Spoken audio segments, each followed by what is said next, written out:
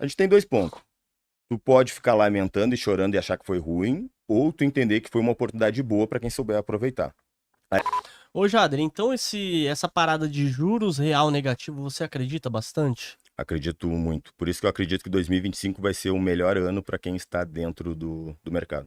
E aí, acho que é importante o pessoal que está do outro lado, como a gente vai estar falando aqui já de alguns projetos, as pessoas já devem estar indo para a internet pesquisar sobre os projetos, antes de tudo, ter uma gestão da carteira. Né? Não sei se emocionar, se emocionando. Hum. Até porque ontem teve um comentário do aluno que falou, nossa, tomara a Deus que essa oportunidade dê boa, né? Muitas oportunidades teve boa. Eu falei para ele, olha, Deus ensina a primeira parte é ter gestão sobre a carteira, para gente não estar usando o nome dele em vão. Então as pessoas se emocionam, É, vão no primeiro projeto que tu fala e querem colocar tudo, né? colocar tudo. Então o pessoal tem uma gestão. E até trazendo um exemplo de um aluno que perguntou sobre a gestão que a gente utilizava dentro da carteira 12X, que Hum. entregou para nós no último mês agora 88% de rentabilidade. Nossa. Então imagina, lógico, foi um período que o Bitcoin valorizou 60%, que é algo anormal, foi a maior valorização que a gente teve aí nos Hum. últimos 2 anos em apenas um mês, e teve altcoins que valorizaram 200%. Então a rentabilidade na nossa carteira no último mês foi de 88%, mas o pessoal que está do outro lado de casa entender que isso foi anormal, mas em 2025 a gente tende a continuar com uma performance muito boa. E qual foi a gestão da nossa carteira? A nossa carteira está formada pelos principais projetos hoje, que é Bitcoin e Ethereum. Então a gente investiu muito nesses projetos, investiu, pode-se dizer que 20% da carteira em altcoins alternativa, com risco muito pequeno, e mesmo assim, dessa forma, investindo em ativos sólidos, a gente teve uma grande performance dentro do mercado. Então, antes de sair comprando um monte de projetinho, porque acredita que vai entregar uma rentabilidade maior que o Bitcoin, é proteger o patrimônio. Então, tem que ter o Bitcoin na carteira e tem que ter Ethereum. Eu vejo ali Bitcoin alcançando ali a marca ali tranquilo na faixa de 150, 180 mil dólares. Acredito que a gente vai buscar isso aí com tranquilidade, podendo até romper devido à grande euforia. O que acontece no mercado né, ontem o pessoal comentando, mas a grande maioria está achando que isso vai acontecer já dentro do mercado de cripto. E eu digo, a grande maioria, quem? Nós somos uma minoria que acredita no mercado de criptomoeda, a gente é um número muito pequeno. A grande maioria ainda vai chegar, que são aquelas pessoas que compram quando vê Todo quando vê mundo o Lu, comprar no é, FOMO, né? quando vê o Luan dizendo, nossa, eu lucrei 100% em cripto, eu lucrei 200% no Bitcoin, comprei ontem R$ 1.000 de criptomoeda e agora já estou com 10 mil na carteira. E aí começa a atrair muitas pessoas e acaba gerando uma bolha, e essa bolha tende o quê? Inflar muito rápido e explodir também. Em Não que o algum... mercado de cripto seja uma bolha, mas essa euforia de muitos investidores acaba tornando num período uma bolha que não vai se manter naquele pico de valorização. E qual que é o seu projeto que você mais gosta, assim? Eu vejo um projeto que é até legal você falar, que é o Ethereum. O Ethereum, ele... Muita gente tá falando assim, o Ethereum vai bater 10k doll. E bateu 4 mil, né, meu? E ele tá volátil ali, vai pra 3 e pouquinho, aí Sim. sobe pra 4. É interessante, né? Quando a gente fala de Ethereum, acho que o pessoal que está do outro lado precisa refletir sobre a segurança da rede. Então, hoje o Bitcoin é a rede mais segura, porém ela faz em média, e esses números é importante até para o pessoal anotar em casa e entender um pouco mais sobre as outras tecnologias alternativas. O Bitcoin hoje é a rede mais segura, porém ela faz 5 TPS. Para o pessoal que está do outro lado de casa, quando a gente fala em 5 TPS, é 5 transações por segundo. É como se eu dissesse para o Luan agora. O Luan, ele trabalha na portaria aqui do prédio e ele consegue verificar, tá, 5 identidades das pessoas por segundo. Ele consegue aqui, ó, vem aqui, o fulana, não, tá aqui o teu documento, tá certo, pode entrar. 5 pessoas por segundo. Então, esse é o número de transações na rede do Bitcoin. A rede da Ethereum, ela consegue aí ter uma validação de 14 a 30 transações por segundo. Então, ela tem uma validação de até 30 transações por segundo.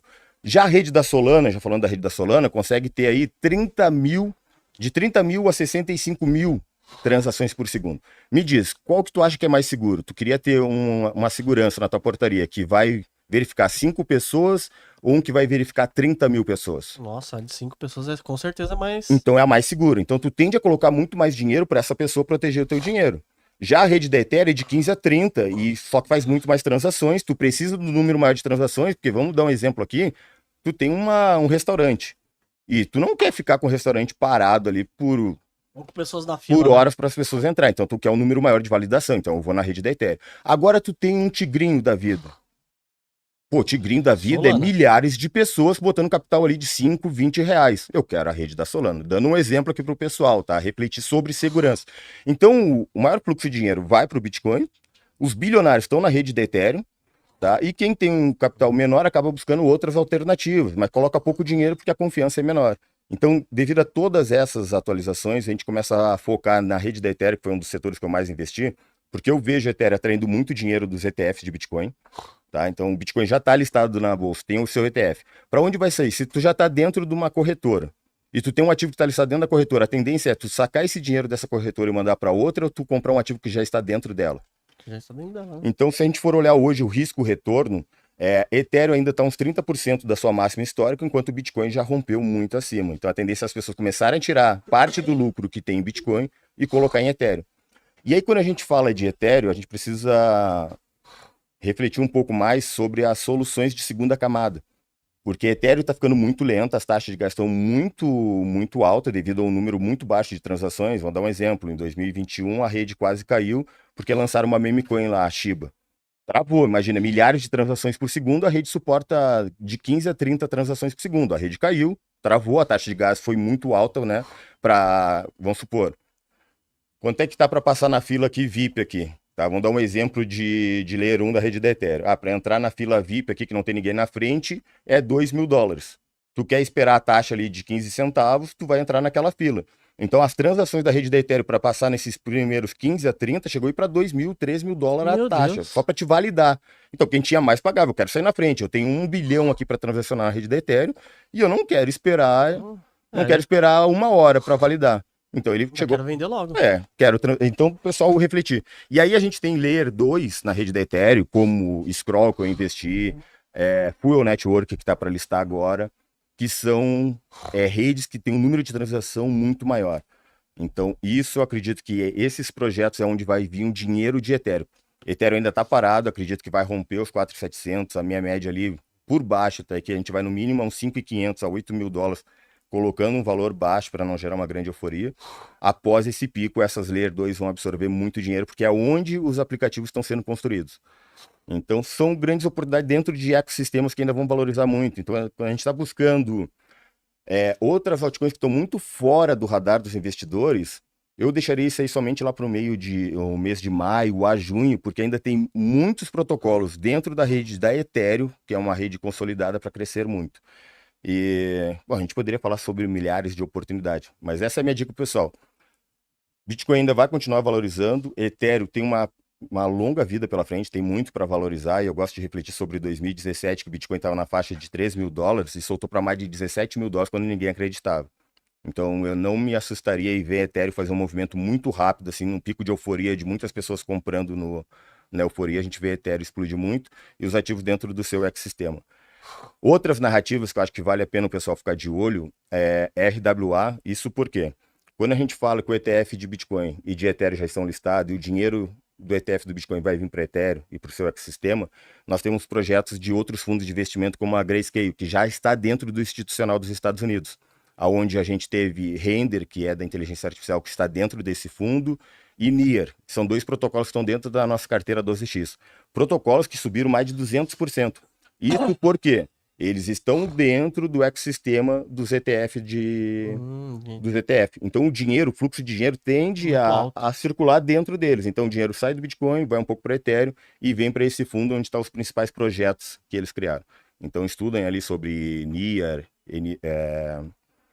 o outro projeto, eu acabei de mencionar aqui, mas me falha a memória. Near, Render. Near e Render foi 2 projetos aí que performaram E bem. você acha que ainda vai continuar subindo? Eu sei que esses 2 projetos têm uma comunidade forte, né? O pessoal adora mesmo.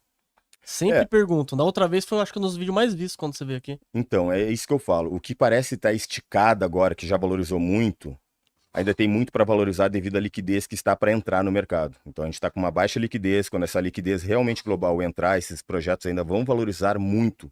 Projetos que hoje a gente acredita que está esticado.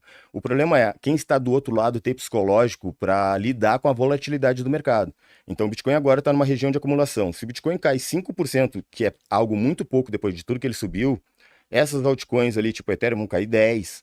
Altcoins alternativas vão cair 20%. Se pegar altcoins com um market cap mais baixo, vai cair 30%, 40% devido ao medo.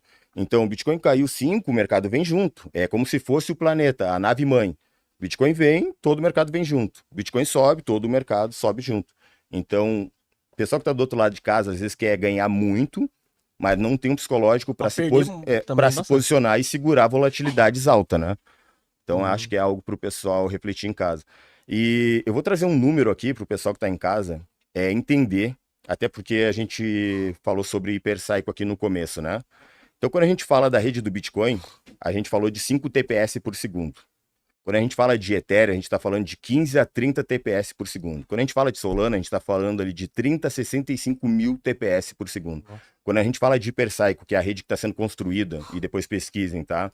Os maiores desenvolvedores de inteligência artificial, a blockchain deles, que é uma Layer 0 mais, tá? Ela faz até 1 milhão de transações por segundo. Então, essa é a expectativa que eles têm. Então, quando a gente fala de milhares de transações de inteligência artificial que trabalha 24 horas por dia, interagindo uma com a outra, ela precisa de um fluxo de transação muito grande, que não iria rodar nunca na rede do Bitcoin, nem na rede da Ethereum e nem na rede da Solana. A gente está falando de uma máquina que não dorme e se conecta com milhares de outras máquinas. Então, essa blockchain da Hypercycle vem para fazer isso, resolver esse problema. Então, até 1 milhão de transações por segundo. São máquinas, inteligências artificiais trabalhando entre elas 24 horas por dia. Então, estudem, porque a gente não está falando de um protocolo qualquer.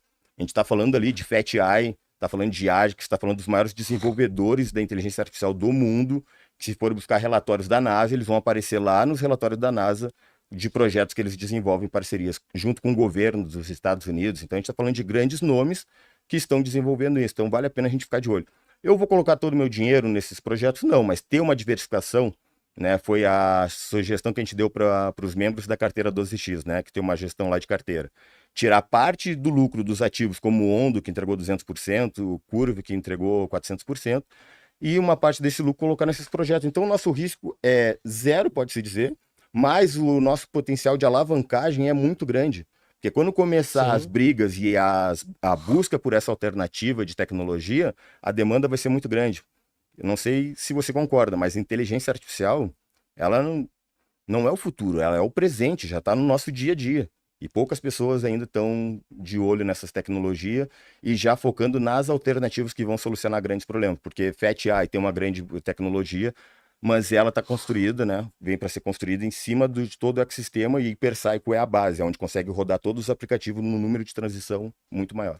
Então você tá falando que todo mundo vai depender da Hypercycle para fazer, É, ou quase todo mundo vai utilizar a ferramenta dela. eu acredito que no futuro, por hoje, a FatEye ser a líder do setor de inteligência artificial, Hum. tá?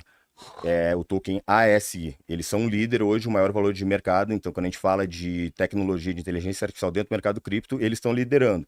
Aí a gente tem Render, que a gente falou que está dentro desse fundo de investimento. Então, eu acredito que a demanda e a grande maioria dos projetos tendem a ser construídos na rede deles, com tudo que eles estão desenvolvendo e por ter um time realmente preparado para desenvolver tudo isso. Então, eu vou te dar um outro exemplo para o pessoal entender. Depois eu posso deixar uma imagem aqui nesse corte. Eu vou mostrar aqui várias camadas, vai ter Hypercycle na base e vocês vão ver FatEye lá em cima. Então é como se eu te dissesse que a gente está num andar. Na primeira parte do andar aqui, onde vai rodar a grande maioria dos aplicativos, 1 milhão de pessoas que têm acesso. Para subir para o segundo andar, são pessoas selecionadas que tu vai dar um cartão que vai dar acesso para eles ir para a segunda camada. Então os aplicativos com um número menor de pessoas que vão interagir vão ficando mais restrito, lógico, é mais caro, o número de transações é menor, então eles vão subindo até chegar em FatEye, onde vai estar a cúpula. Como se tivessem Ethereum. Os principais Sim. projetos hoje de bilhões de transações vão estar na rede da Ethereum. Os outros projetos vão buscando as outras Layer 2. E aí, mais uma vez, eu digo aqui, até porque no último podcast eu falei sobre Scroll. Scroll hoje, em relação à segurança e escalabilidade, eu vejo que se eles entregar tudo que eles estão prometendo, vai liderar todo esse setor. A Scroll, ela é o que é a Scroll, né, show? Ela já foi listada agora, não? Eu vi que ela tava pra ser listada Foi na Binance, listada né? na Binance, e teve uma performance ruim por 2 pontos. Até legal o pessoal que está do outro lado de casa, né? A gente tem 2 pontos. Tu pode ficar lamentando e chorando e achar que foi ruim, ou tu entender que foi uma oportunidade boa para quem souber aproveitar. A Scroll distribuiu 195 milhões no dia da listagem, então teve uma pressão de venda muito grande. O problema é da forma que foi distribuído. Eu ganhei muitos tokens de Scroll porque eu participei da launching pool da Binance. Então, somente por ter BNB lá bloqueado, eu recebi mais de 50 mil reais em tokens da Scroll. Uhum. Então, a gente teve uma distribuição de 195 milhões de tokens de graça para os holders, para quem fez o airdrop de Scroll. E aí, imagina, tu ganhou esse token de graça, lista no mercado e tu consegue faturar 50 mil, a grande, Ainda, a grande né? maioria vendeu, porque a grande maioria nem sabe o que é scroll, qual é a tecnologia, o que eles estão oferecendo. Então a pessoa não entende o que ela tem na mão, e aí vão lá e oferecem, botam lá uma ordem para comprar R$ 1, vou vender. Tem um cara comprando 50, vou vender.